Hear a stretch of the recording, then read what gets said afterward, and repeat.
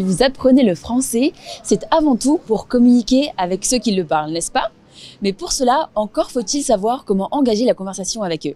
Aujourd'hui, on va vous apprendre comment bavarder en français. On y va? Il existe différents types de bavardage.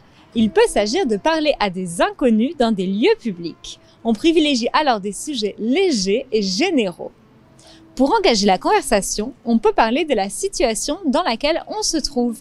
Si vous faites la queue à la caisse du supermarché, par exemple, vous pouvez dire « Oh là là, il y a du monde aujourd'hui !»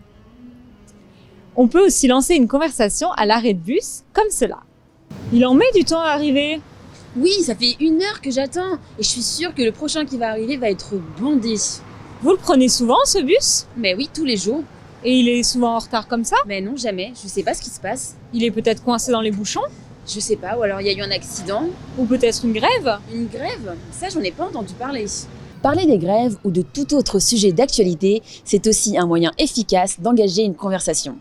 Vous avez vu la manifestation contre la nouvelle loi de l'université? Ah oui, il y avait un monde fou.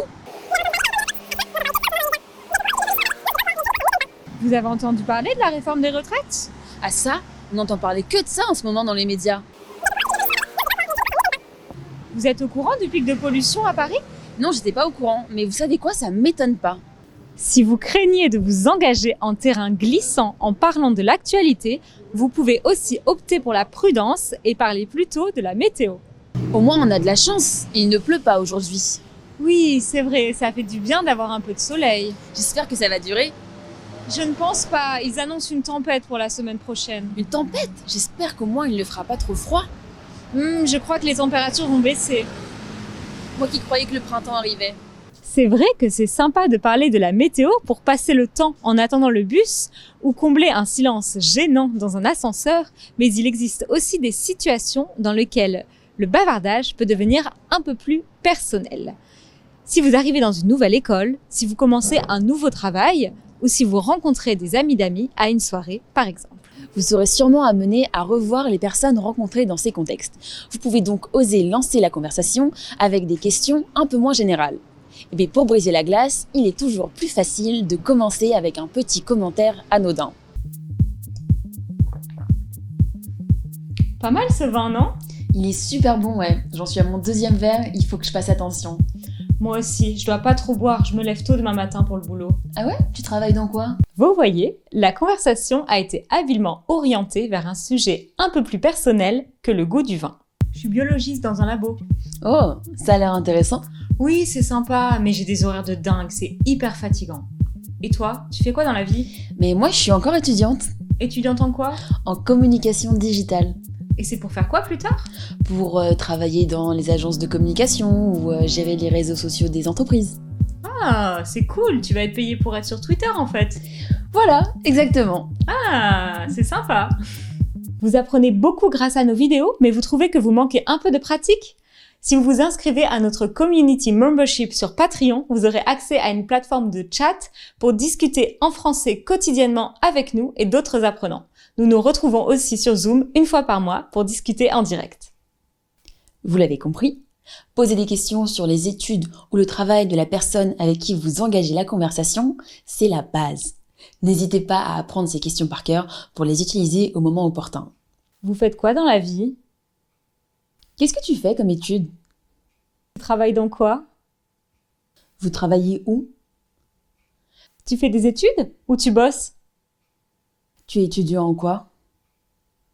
Tu vas à quelle fac? Mais, si la personne avec qui vous voulez engager la conversation est votre nouveau collègue ou votre nouveau camarade de classe, ces questions risquent de paraître un peu bizarres. Et du coup, tu fais quoi comme études? Comme toi en fait. Mais ne paniquez pas, il y a plein d'autres sujets à aborder. Si vous êtes dans la même classe par exemple, vous pouvez parler de vos cours. Tu le trouves comment ce cours? Je m'ennuie à mourir. Moi aussi. Je préfère le cours avec Madame Lambert. T'es dans ce cours-là aussi, non? Ouais, elle est hyper sympa, mais elle donne beaucoup trop de travail. C'est vrai, le week-end dernier, j'ai passé tellement de temps sur mon devoir et j'ai même pas fini le plan. Mais quelle galère. Et t'avais vu qu'on avait encore une présentation orale à faire pour la semaine prochaine? Non, c'est vrai? Ouais, tu veux qu'on se mette ensemble? Carrément. Et voilà, ça y est, Vous connaissez quelqu'un dans votre classe. Bien sûr, n'hésitez pas à varier les sujets pour faire connaissance avec des francophones. Vous pouvez parler par exemple de séries. Qu'est-ce que tu regardes comme série? Tu as vu la dernière saison de 10%? C'est quoi ta série préférée? Tu as une série française à me conseiller? Tu as regardé Lupin? Tu en as pensé quoi? Vous pouvez parler des activités de loisirs. Tu fais de la musique? Tu as été au cinéma récemment? Vous pouvez aussi lancer une conversation sur la mode avec un compliment. J'adore ton écharpe. Tu l'as achetée où? Oh, je l'ai depuis longtemps. Elle était en solde à Monoprix l'année dernière. Moi aussi j'adore Monoprix. C'est un peu cher quand même. Et en France, un bon moyen de faire connaissance avec quelqu'un, c'est bien sûr de parler de nourriture. J'ai faim. J'ai pas eu le temps de manger à midi. Non, c'est vrai? Tu veux une pomme? Non merci. T'as mangé quoi toi? J'ai pris une 4 fromages à la pizzeria d'à côté. C'était trop bon. J'y suis pas encore allée. Il faut vraiment que je teste.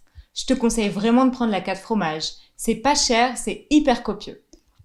Voilà, ça me donne faim. 喂， Hida， 我对法语很感兴趣，你可以教我“你好”用法语怎么说吗？当然可以呀。Bonjour， 还有朋友之间我们也会说 Salut。好，笨猪还有傻驴，这样不会显得很没有礼貌吗？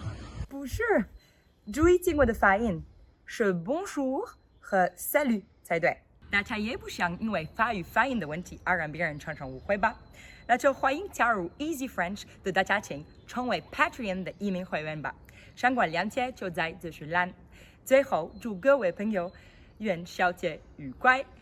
Après avoir regardé cet épisode, vous n'aurez plus aucune excuse pour ne pas aborder un francophone. Écrivez-nous en commentaire pour nous dire si vous connaissez d'autres sujets que l'on peut aborder pour engager facilement la conversation.